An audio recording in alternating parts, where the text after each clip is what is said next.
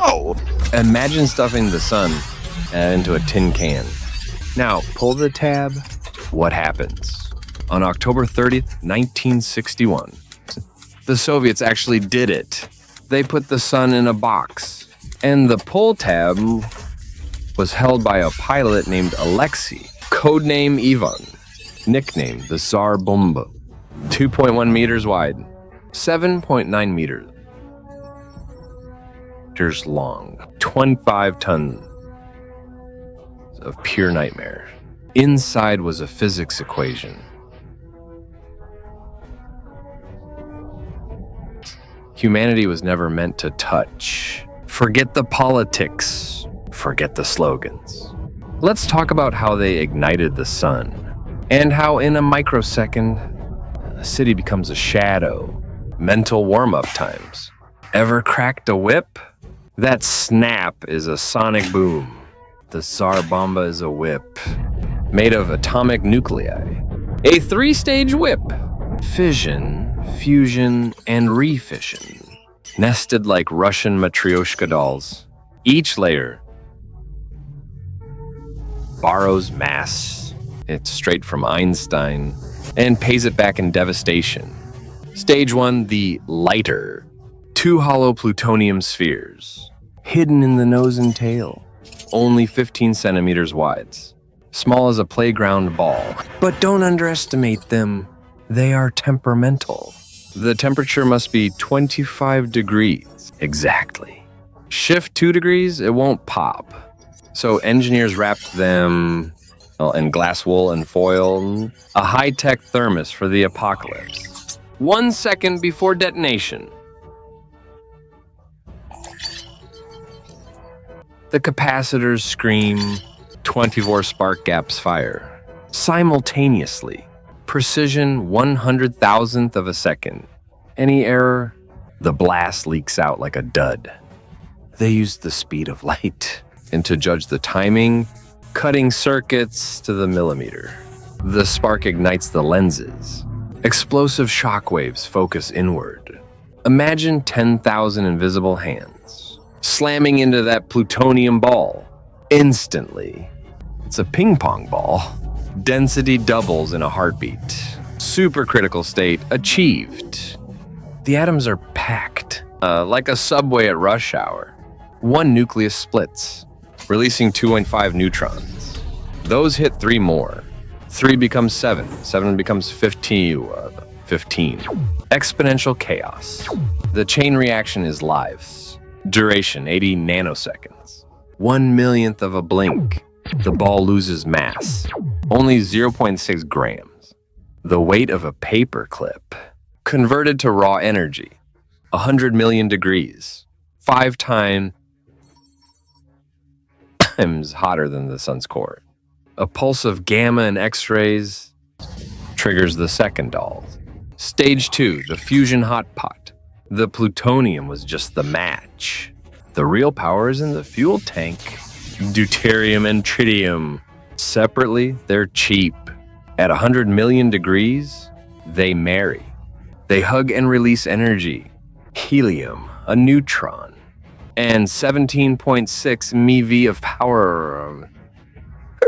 One reaction is burning 4 tons of gasoline. But how do you heat the pot? With X-rays. 80% of stage 1's energy and is pure radiation. 10 quadrillion times stronger, and then a hospital X-ray. Golden foil and plastic. Bounce X-rays like mirrors. It's a cosmic microwave. The fuel is crushed. To 1/30th its volume. Neutrons sprinkle in like pepper. Deuterium and tritium dance. Temp doubles again. Fusion ignition complete. This meal lasts 1 microsecond, burning half the fuel. 33 megatons released. That's 60% of the bomb's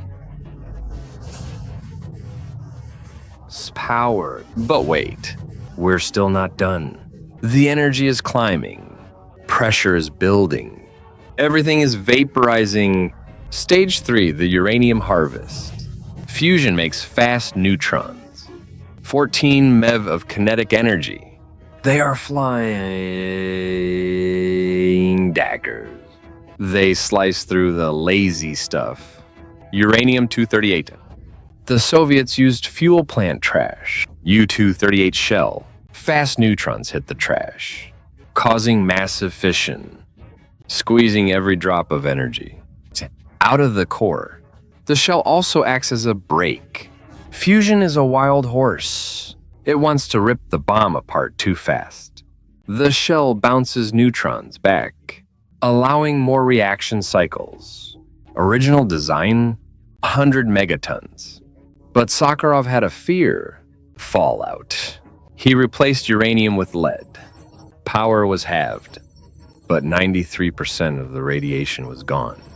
The entire process, under 3 microseconds, 3 million times faster than a heartbeat. Time was frozen at 0.03 seconds. Reaction over. Physics now starting work. Pressure drops inside. An open pressure cooker. Air is sucked in. A giant vacuum cannon. Then expansion. 8 kilometers wide. Los Angeles? It would fit inside the fireball. With room to spare, the fireball missed the ground, and by only 400 meters. The shockwave hit first, bouncing the fireball back up. Otherwise, a lake of glass. The cloud climbed 68 kilometers into the stratospheric cold. Water vapor froze instantly. The ice mushroom, 95 kilometer wide, 41 kilometer thick, a magnitude 5.0 earthquake. The top was 80 degrees, the bottom 1,000 degrees. Lightning crawled. I felt like Thor in a disco. Then came the EMP. X-rays turned air to plasma. The magnetic field was torn open. Global radio blackout. Norway felt it. Radios turned on by themselves. Ghosts in the static. Russians reciting poetry. It was the EMP replay, echoing the bomber's signal. Durnovtsev, the pilot, wrote in his diary, "The sky split into night on the bottom, day on the top, a blue-white seam in between, slicing the universe open." With a paper cutter, at 45 kilometers away, the shockwave hit them. 300 meters per second. The plane was a toy in a hurricane. Instruments went to zero. Only the white paint. It saved their lives, reflecting the heat. The tail hit 300 degrees. They were in a microwave for 10 long seconds. On landing, every rivet was loose. Every single one. 10 minutes later, the plane would have fallen apart. The physics is only half the story. Human nature is the other. 3 hard lessons. 1. The nucleus is Lego. Pressure makes surprises. 2. Energy is borrowed mass. Borrow fast. Pay back hard. 3. All our imagination ended in a single button.